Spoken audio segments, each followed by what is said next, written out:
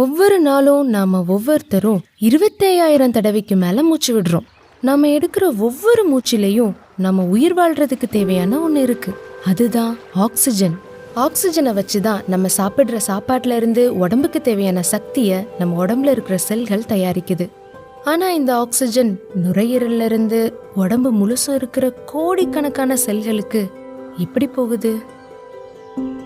நாம மூச்சை உள்ள இழுக்கும் போது ஆக்சிஜன் நுரையீரல் வழியா போய் ரத்தத்தோட கலக்குது. அதுக்கப்புறம் உடம்பு முழுசும் ஆக்சிஜனை எடுத்துட்டு போற வேலைய களத்துல இறங்கி தீவிரமா செய்யறது சிவப்பு ரத்த அணுக்கள் தான். கரெக்டா எங்க ஆக்சிஜன் தேவையோ அங்க ஆக்சிஜனை கொண்டு போய் சேர்க்கிற மாதிரி சிவப்பணுக்களோட வடிவமும் அது வடிவமைக்கப்பட்ட விதமும் இருக்கு. இந்த அணுக்கள் ஒவ்வொன்றும் வட்டமா இருக்கும். அதோட நடுப்பகுதி 2 பக்கமும் குழிவா இருக்கும். அதனாலதான் சிவப்பணுக்களால வளைஞ்சி நெலிஞ்சி நுழைஞ்சி எங்க வேணா போக முடியும். மெல்லிசா இருக்கிற ரத்த குழாய்களுக்குள்ள கூட போயிடும். சிவப்பணுக்களுக்கு இன்னொரு விசேஷமும் இருக்கு. பொதுவா மத்த எல்லா செல்களுக்கும் உயிர் வாழ்றதுக்கு நியூக்ளியஸோ இன்னும் சில விஷயங்களும் வேணும். ஆனா சிவப்பணுக்களுக்கு அது தேவை கிடையாது. இதனால சிவப்பணுக்கள் அதுங்க கொண்டு போற ஆக்சிஜனை அதுங்களுக்காக பயன்படுத்திக்காம அப்படியே கொண்டு போய் சேர்த்துரும். இதோட வடிவமைப்பு இப்படி இருக்கிறதுனாலதான் முக்கியமான இன்னொரு பொருளை கொண்டு போறதுக்கும் அதுக்குள்ள இடம் இருக்கு. அதுதான் ஹீமோகுளோபின். ஒவ்வொரு சிவப்பணுலையும் 25 கோடிக்கும் அதிகமான ஹீமோகுளோபின் மூலக்கூறுகள் இருக்கும்.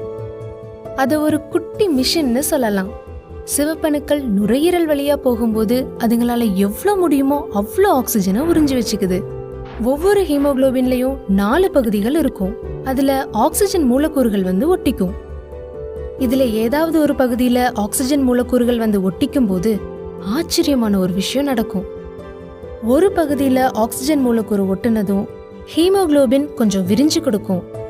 இதனால மத்த 3 பகுதியிலையும் ரொம்ப ஈஸியா ஆக்சிஜன் மூலக்கூறுகள் ஒட்டிக்கும். ஆக்சிஜனை எப்போ எங்க கொண்டு போய் சேர்க்கணும்னு ஹீமோகுளோபினுக்கு எப்படி தெரியும்?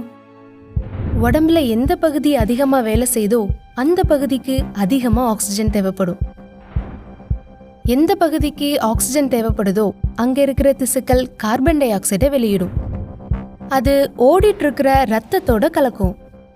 கார்பன் டை ஆக்சைடு கலந்ததும் இதுவரை ஹீமோகுளோபினோட ஒட்டிட்டு இருந்த ஆக்சிஜன் மூலக்கூறுகள் அதை விட்டு பிரிஞ்சிரும்.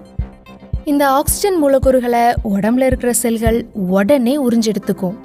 அப்ப கார்பன் டை ஆக்சைடு எப்படி வெளியே போகும்?